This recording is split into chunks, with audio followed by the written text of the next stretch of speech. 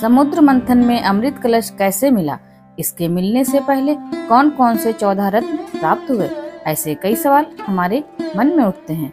Hello दोस्तों, स्वागत है आपका हमारी इस नई वीडियो में। तो चलिए शुरू करते हैं।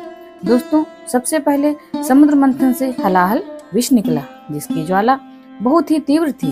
हलाहल विष की ज्वाला से सभी देवता तथा दैत्य जलने लगे और उनकी चमक फीकी पड़ने लगी। इस पर सभी लोगों ने मिलकर भगवान शंकर की प्रार्थना की।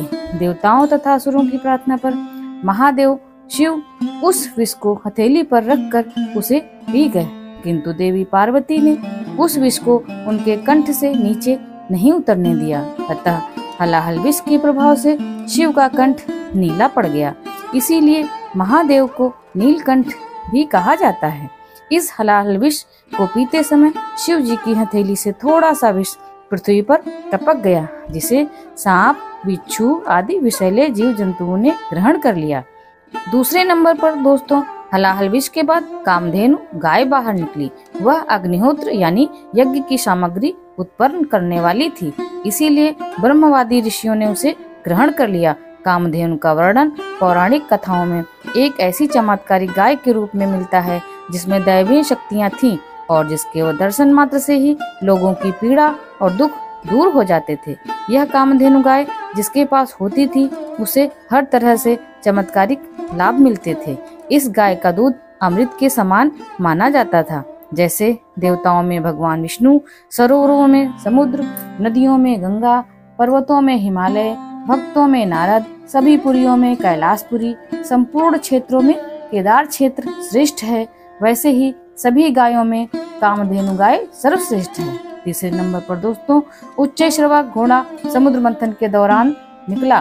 पौराणिक धर्म ग्रंथों और हिंदू मान्यताओं के अनुसार इसे देवराज इंद्र को दे दिया गया था। उच्चैश्रवा ने के कई अर्थ हैं, जैसे जिसका यश ऊंचा हो, जिसके कान ऊंचे हों, अथवा जो ऊंचा सुनता हो। इस घोड़े का रंग श्वेत तथा उच्चैश्रवा का पोषण अमृत से होता है। इसे घोड़े का राजा कहा जाता है। चौथे नंबर पर दोस्तों, ऐरावत हाथी समुद्र मंथन के दौरान निकला। ऐरावत हाथी देवताओं के राजा इंद्र ने हाथी का नाम है। समुद्र मंथन से प्राप्त रत्नों के बंटवारे के समय ऐरावत की इंद्र को दे दिया गया था। ऐरावत को शुक्ल वर्ण और 4 दांतों वाला बताया गया है। रत्नों को बंटवारे के समय इंद्र ने इस दिव्य हाथी को अपनी सवारी के लिए ले लिया था, इसीलिए इसे इंद्रहस्ती अथवा इंद्रकुंजर भी कहा जाता है। समुद्र मंथन के दौरान 5वें नंबर पर कौस्तभ मणि प्रकट हुआ, जिसे भगवान विष्णु ने अपने हृदय पर धारण कर लिया। यह बहुत ही चमकदार थी और ऐसा माना जाता है जहाँ भी यह मणि होती है वहाँ पर किसी भी प्रकार की दैवीय आपदा नहीं होती है। छठे नंबर पर दोस्तों, कल्प वृक्ष समुद्र मंथन के दौरान प्रकट हुआ। हिंदू पौराणिक मान्यताओं के अनुसार यह वृक्ष सभी इच्छाओं की पूर्ति करने वाला वृक्ष था।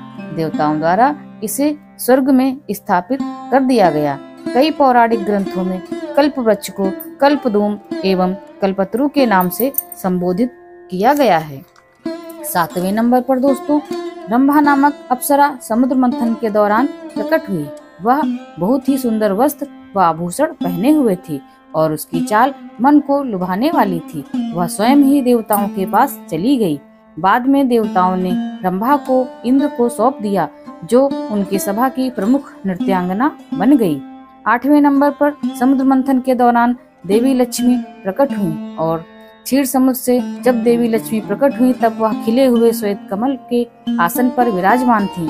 उनके श्री अंगों से दिव्य कांति निकल रही थी और उनके हाथ में कमल था। देवी लक्ष्मी को देखकर असुर, देवता, ऋषि आदि सभी चाहते थे कि लक्ष्मी उन्हें मिल जाएं, लेकिन लक्ष्मी जी ने स्वयं ही भगवान विष्णु का वरण कर लिया। समुद्र मंथन के दौरान 9वें नंबर पर वारुणी प्रकट हुई। भगवान विष्णु की अनुमति से इसे दैत्यों ने ले लिया। वास्तव में वारुणी का अर्थ मदिरा है और यही कारण है दैत्य हमेशा मदिरा में डूबे रहते हैं। 10वें नंबर पर दोस्तों, समुद्र मंथन के दौरान चंद्रमा प्रकट हुए, जिन्हें भगवान शिव ने अपने मस्तक पर धारण कर लिया। 11वें नंबर पर दोस्तों, पारिजात वृक्ष समुद्र मंथन के दौरान प्रकट हुआ। इस वृक्ष की विशेषता यह थी कि इसके छूने से थकान मिट जाती थी और यह वृक्ष देवताओं के हिस्से चला गया। 12वें नंबर पर दोस्तों, पांचजन्य शंख समुद्र मंथन के दौरान प्रकट हुआ, जिसे भगवान विष्णु ने अपने पास रख लिया। इस शंख को विजय का प्रतीक माना गया है, साथ ही इसकी ध्वनि में बहुत ही शुभ माना गया है। विष्णु पुराण के अनुसार माता लक्ष्मी समुद्र राज की पुत्री हैं तथा शंख उनका सहोदर भाई, इसीलिए यह मान्यता है कि जहाँ शंख है वहीं लक्ष्मी जी का वास होता है और इन्हीं कारणों से हिंदुओं द्वारा पूजा के दौरान शंख बजाया जाता है।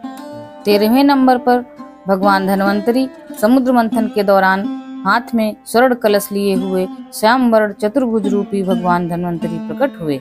अमृत वितरण के पश्चात देवराज इंद्र भी प्रार्थना पर भगवान धन्वंतरी ने देवों के वैद्य का पद स्वीकार कर लिया और अमरावती उनका निवास स्थान बन गया। बाद में जब पृथ्वी पर मनुष्य रोगों से अत्यंत पीड़ित हो गए तो इंद्र ने धन्वंतरी जी से प्रार्थना की कि वह पृथ्वी पर अवतार लें। इंद्र की प्रार्थना स्वीकार कर वह काशी के राजा दिवोदास के रूप में पृथ्वी पर अवतार लिया। इसके द्वारा रचित धन्वंतर संहिता आयुर्वेद का मूल ग्रंथ है। आयुर्वेद के आदि आचार्य सुश्रुत मुनि के धन्वंतरी जी से ही इस शास्त्र का उपदेश प्राप्त किया था। समुद्र मंथन के दौरान प्रकट होने वाला 14वां और अंतिम रत्न अमृत था। अमृत का शाब्दिक अर्थ अमरता है। भारतीय ग्रंथों में यह अमृत प्रदान करने वाले रसायन के अर्थ में प्रयुक्त होता है। यह शब्द सबसे पहले ऋग्वेद में आया, जहाँ यह सोम के विभिन्न पर्यायों में से एक है। अमृत को देखकर दानव आपस में लड़ने लगे। तब भगवान विष्णु ने मोहिनी रूप धारण कर छल पूर्वक देवताओं को अमृतपान करवा दिया।